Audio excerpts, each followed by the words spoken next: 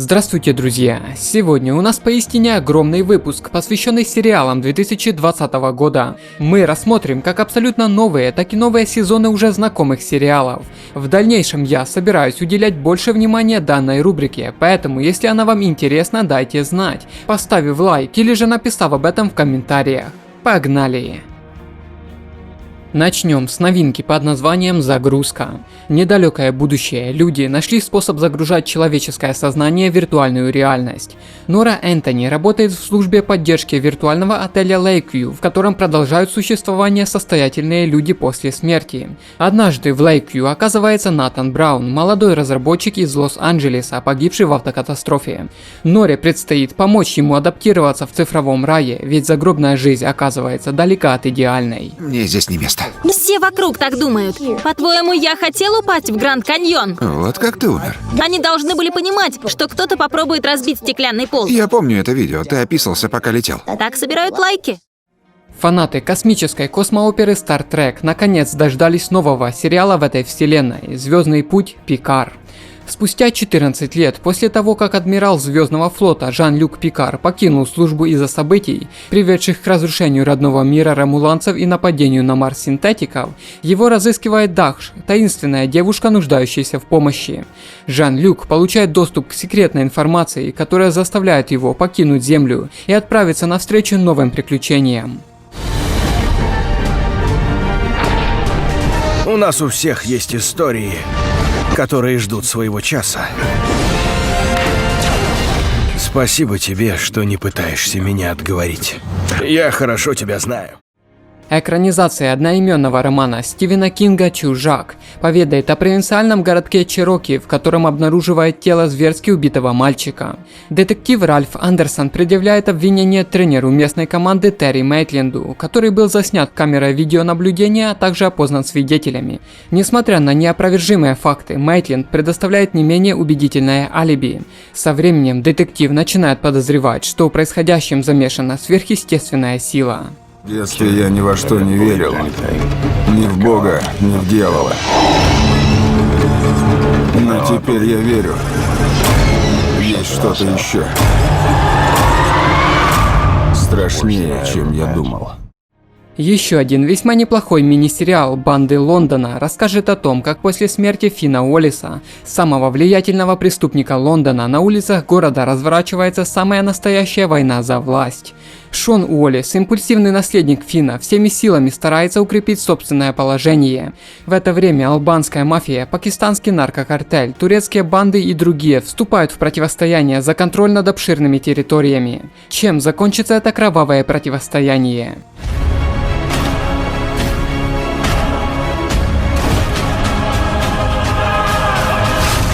Сколько их было? 6? 8. Но у меня был дротик, так что... Мистический сериал, основанный на одноименном комиксе Джо Хилла «Ключи Локов», поведает о том, как после смерти мужа мать вместе с детьми переезжает в семейный дом в городе Лавкрафт. В этом загадочном месте героям удается обнаружить странные ключи, которые обладают различными магическими способностями. Например, могут превращать в призрака, позволить читать мысли людей или перемещаться в пространстве. Спустя некоторое время появляется таинственная женщина, намеренная отобрать волшебные артефакты. Здесь бродит злая, бешеная тварь, которой нужны ключи.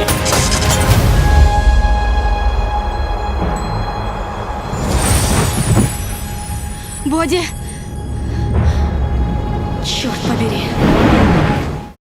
Отличный мини-сериал в жанре криминальная драма «Защищает Джейкоба» поведает историю Энди Барбера, порядочного семьянина, занимающего должность помощника окружного прокурора, в то время как его жена Лори управляет благотворительным центром для помощи больным детям. Жизнь главного героя переворачивается с ног на голову, когда его 14-летнего сына Джейкоба задерживает полиция, подозревая в убийстве одноклассника. Веря, что его ребенок не виноват, мужчина готов пойти на все, чтобы добиться правды. Так ты врал мне? Я сделал то, что и любой другой родитель. Нельзя полагаться на суд. Наша единственная задача — это защитить нашего сына. Несомненно, стоит обратить внимание и на такое произведение, как мини-сериал под названием «Мессия». По его сюжету, многолетняя гражданская война в Сирии вот-вот закончится. Силы исламистов подошли к Дамаску и готовятся к захвату столицы. Внезапно на город опускается песчаная буря библейских масштабов, полностью парализовав армию боевиков. Многие считают, что это дело рук Аль-Масиха, мужчины, который объявил себя мессией. Агент ЦРУ Ева Геллер отправляется на Ближний Восток, чтобы лично во всем разобраться.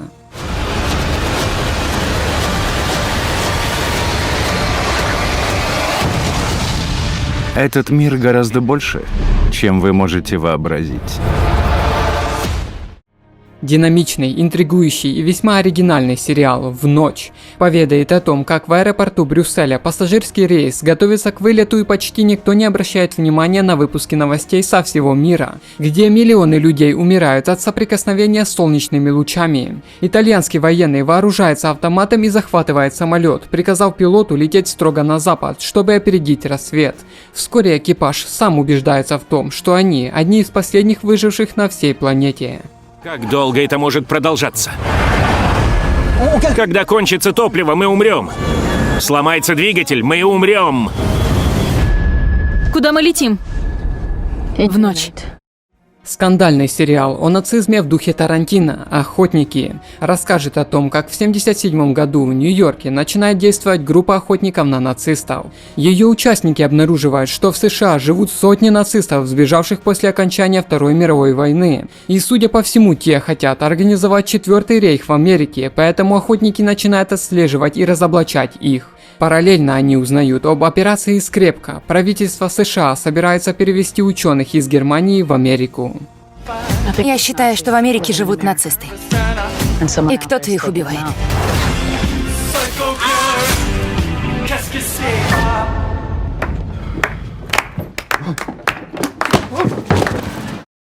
Подростки плюс мистика плюс эстетика 80-х. Получаем сериал под названием «Мне это не нравится».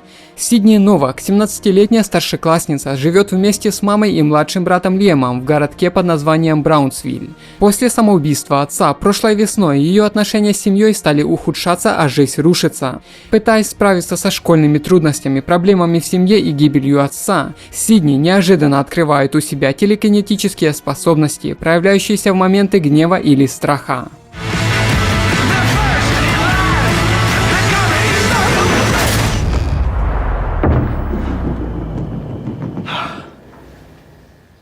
Да ну нах! Сериал в крайне специфичном формате, каждая его серия длится не более 10 минут. Самая опасная игра. По сюжету, мечтая застать рождение ребенка и поддержать жену материально после своей смерти, дочь Мейнард, которому поставили смертельный диагноз, принимает приглашение участвовать в экстремальном состязании, где ему предстоит на протяжении суток скрываться посреди оживленного города от вооруженных охотников, а в случае успеха тот получит приз в $24 миллиона. Хотите, чтобы они охотились на меня? Да. Типа игры в пейнтбол? Состязание в его чистейшей форме. Охота ради убийства. Весьма небанальный и эстетичный сериал «Бульварные ужасы. Город ангелов» поведает о Лос-Анджелесе 1938 года во времена серьезных социальных потрясений. Когда в городе случается жестокое убийство, за расследование принимаются детективы Тиаго Вега и Льюис Миченер, которые в свободное время охотятся за нацистами. Тем временем по городу бродит Магда, сверхъестественный демон, способный принимать обличие любой женщины. Случайная встреча детективов и демона ставит под угрозу множество жизней. Дьявол уже здесь. Дети, вы в опасности. Господь, спаси нас. Новый фантастический сериал с элементами триллера и детектива, но весьма необычный и уж точно не для каждого. Разрабы. По сюжету ведущего программиста в области квантовых вычислений приглашают занять ключевую должность в секретном подразделении Devs, а сутки спустя его обнаруживают мертвым. Лили Чан, девушка погибшего, хочет узнать подробности кончины своего бойфренда, и в попытке найти следы преступления она натыкается на это самое секретное подразделение, которым заведует загадочный Форест.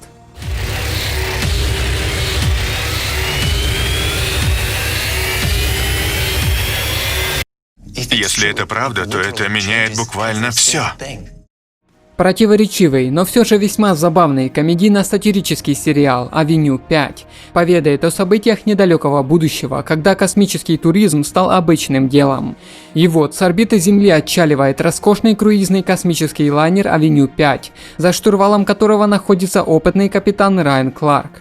Во время пролета возле колец Сатурна на борту происходит авария, корабль сбивается с курса, в результате чего расчетное время возвращения на планету увеличивается с 8 недель до 3 лет.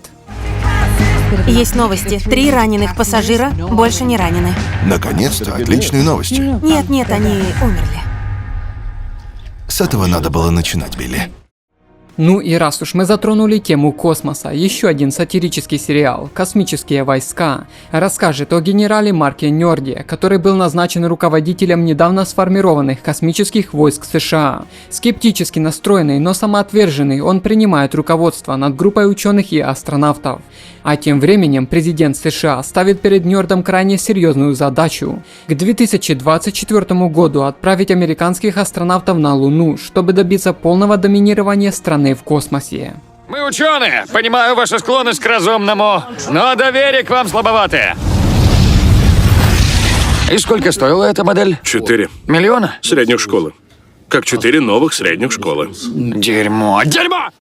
Основанный на одноименном романе детективный сериал «Незнакомка» поведает об Адаме Прайсе, успешном адвокате и примерном семьянине. У него очаровательная жена Корин и 2 замечательных детей, а единственное, что печалит мужчину, случившийся 2 года назад выкидыш у супруги.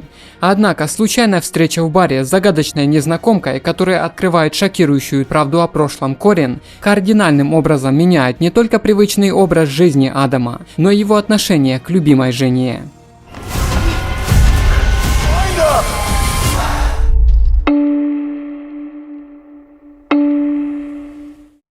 Новая интерпретация классической истории о графе Дракуле повествует о Трансильвании 1897 года. Туда для заключения важной сделки приезжает честолюбивый адвокат Джонатан Харкер. Он селится в замке графа Дракулы и после завершения дела решает принять настойчивое предложение хозяина и остаться еще на месяц. Природное любопытство и источаемое Дракулой дружелюбие дает Джонатану шанс исследовать многочисленные лабиринты замка, и очень скоро главный герой обнаруживает мрачную тайну хозяина поместья.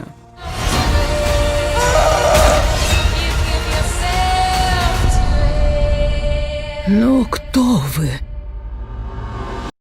Сериал для любителей скандинавской мифологии с подростковым уклоном «Рагнарёк» расскажет о парне по имени Магния, который вместе с семьей возвращается в родной городок Эдда. В новой школе он подружился с Изольдой, активистом по охране окружающей среды. В происходящих природных катаклизмах девушка винит влиятельную семью Джутул. К тому же она уверена, что эти стихийные бедствия – предвестники Рагнарёка. Магния тоже втягивается в ее праведную борьбу и вскоре обнаруживает у себя суперспособности. Началась война? Гиганты еще живы. Они уничтожают мир. Никто не вступил с ними в бой. Пока. Возрожденная антология, основанная на одноименном сериале Стивена Спилберга «Удивительные истории». Сериал состоит из нескольких историй, объединенных сверхъестественными событиями. Восстанавливая старинное поместье, Сэм обнаруживает временной портал, который переносит его в 1919 год. Лучшие друзья Стерлинг и Тука после трагической ситуации приступают к осуществлению заветных желаний, а жизнь скромного юноши и его дедушки кардинально меняется после обнаружения таинственного кольца. Это хорошая история. Будь хорошей девочкой, и я тебе ее расскажу. Драматический мини-сериал, снятый по мотивам одноименного романа «И повсюду тлеют пожары», расскажет о Елене Ричардсон, которая живет с мужем Биллом и 4 детьми в уютном городке Шейкер-Хайст. Однажды в этот городок вместе с дочерью переезжает свободная художница Мия Уоррен. Знакомство женщин сразу же не задалось. Будучи из разных социальных слоев, главные героини с огромным трудом находят общий язык, а со временем их отношения становятся еще более напряженными, грозя перерасти в открытую вражду. Кто-то поджег твой дом, когда ты была внутри. Елена, ты знаешь, кто мог бы это сделать? Ну а теперь вкратце поговорим о продолжениях, какие сериалы прошлого обзавелись новыми сезонами в 2020 году. Итак, вторым сезоном обзавелись добротный фантастический боевик «Видоизмененный углерод», весьма популярное откровенное шоу «Половое воспитание», южнокорейский зомби-сериал «Королевство», сериал о заговорах вокруг НЛО проект «Синяя книга», экзистенциальная комедия о небесной канцелярии бога Чудотворцы, мистический сериал о временном сдвиге «Манифест», и якобы новый сериал «Новый папа», который по сути является вторым сезоном «Молодого папы». Псевдодокументалистическое шоу о жизни древних вампиров «Чем мы заняты в тени». Высокооцененный, основанный на реальных событиях криминальный сериал «Охота». Спин-офф сериала «Нарко», «Нарко Мексика», а также спин-офф дневников вампира сериал «Наследие». Третьим сезоном обзавелись популярный научно-фантастический вестерн «Мир Дикого Запада», отличный сериал для любителей криминальных триллеров «Озарк», очередная экранизация приключений знаменитой ведьмы «Леденящая душу приключения Сабрины», спин-офф популярного шоу «Теория Большого Взрыва. Детство Шелдона», два медицинских сериала «Хороший доктор» и «Ординатор», развлекательное шоу на тему путешествий во времени «Человек из будущего», фэнтези-сериал «Сирена», шпионский триллер «Убивая Еву», крепкий криминальный триллер «Грешница» и социально-подростковый сериал «Элита». Четвертым сезоном обзавелись два мегапопулярных молодежных проекта «13 причин почему» и «Ривердейл», исторический боевик «Последнее королевство», испанский сериал об ограблении века «Бумажный дом», а также «Это мы», весьма неплохое социально-драматическое шоу. Пятым сезоном обзавелись добротная экономико-юридическая драма «Миллиардеры», приквел «Во все тяжких», сериал «Лучше звоните Солу», два супергеройских шоу «Легенды завтрашнего дня» и «Супергерл», фэнтези-сериал «Волшебники», а также историческая фэнтези-мелодрама «Чужестранка». Шестым сезоном обзавелись популярный исторический боевик «Викинги», супергеройский сериал «Флэш», а также добротный криминальный детектив «Как избежать наказания за убийство». Седьмым сезоном обзавелись неплохая криминальная комедия «Бруклин 9.9», а также весьма достойный детектив «Черный список». Восьмой сезон получили супергеройский сериал «Стрела» и добротный шпионский триллер «Родина». Десятым сезоном обзавелись популярное зомби-шоу «Ходячие мертвецы» и безумная семейная комедия «Бесстыжие». У американской семейки неплохого семейного ситкома вышел уже 11-й сезон. Британский долгожитель «Доктор Кто» обзавелся уже 13-м сезоном. У фэнтези-сериала «Сверхъестественное» вышел уже 15-й сезон. Ну и в конце целая плеяда из типичных американских криминальных и прочих шоу-долгожителей, среди которых «Мыслить как преступник», «Анатомия страсти», «Гавайи 5.0», «Новобранец», «Сват», «Спецназ. Город ангелов», «Пожарная Чикаго», «Полиция Чикаго» и «Медики Чикаго», «Морская полиция спецотдел», «Морская полиция Лос-Анджелес» и «Морская полиция Новый Орлеан». У всех этих сериалов также вышло продолжение в 2020 году. Ну что ж, друзья, надеюсь, вам понравилось видео. Ставьте лайки, подписывайтесь, будем вместе изучать удивительный мир кино. Всего доброго!